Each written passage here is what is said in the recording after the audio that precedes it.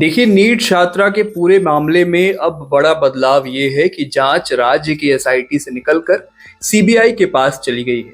इसका सीधा मतलब ये है कि केंद्र की एजेंसी अब शून्य से या यूं कहें कि सिरे से पूरी कहानी को जोड़ने की कोशिश करेगी। सरकार ने 31 जनवरी को सीबीआई जांच की सिफारिश की थी और अब करीब 12 दिन बाद एजेंसी ने पटना में एफआईआर दर्ज करके केस को अपने हाथ में ले लिया है। ये कदम ऐसे समय में आया है जब एसआईटी को 22 दिन की जांच के बाद भी कोई ठोस नतीजा नहीं मिला था।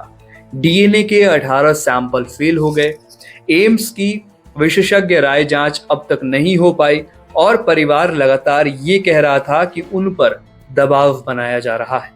ऐसे माहौल में सीबीआई की एंट्री सिर्फ कानूनी फैसला नहीं है, ये एक प्रशासनिक और राजनीतिक संदेश भी है कि अब जांच एक बड़े दायरे में होगी।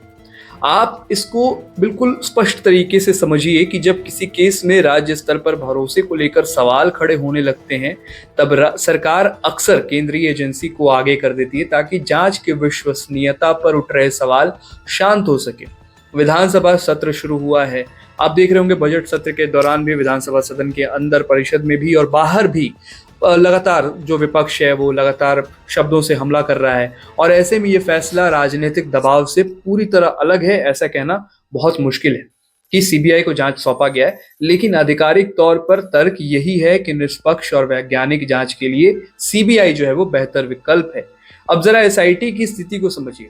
किसी भी गंभीर अपराध में शुरुआती 48 से 72 घंटे बेहद अहम माने जाते हैं और यहीं से दिशा तय होती है। इस केस में शुरुआत आत्महत्या की थ्योरी से होती है, फिर संदिग्ध मौत और बाद में रेप की आशंका सामने आती है। जब जांच की शुरुआती दिशा बार बार बदलती है तो इसका मतलब होता है कि या तो शुरुआती साक्ष्य सही ढंग से सुरक्षित नहीं किए गए या घटना स्थल को उसी गंभीरता से नहीं देखा गया जिसकी जरूरत थी।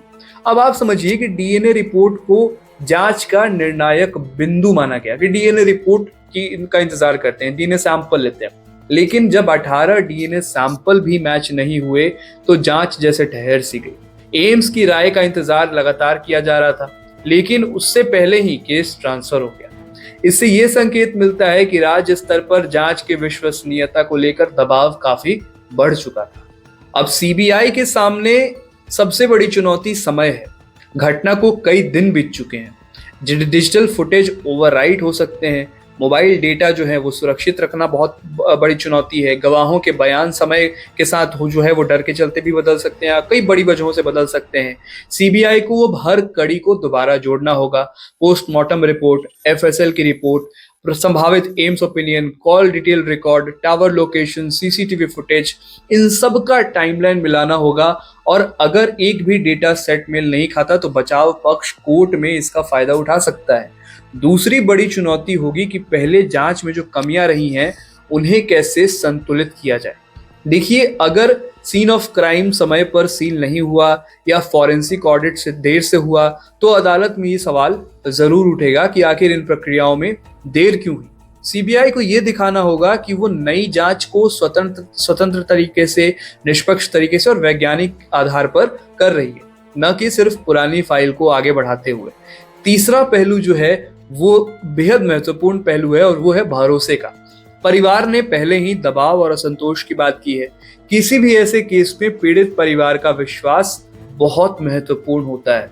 अगर गवाह या परिवार आशंकित महसूस करेंगे तो खुलकर सहयोग नहीं कर पाएंगे और परिवार ने जैसा पहले भी कहा है कि हमने सीबीआई जांच की मांग कभी की ही नहीं थी। इसीलिए जब सीबीआई इस जांच को आगे बढ़ाएगा तो उसे जांच के साथ साथ विश्वास बहाली पर भी काम करना होगा।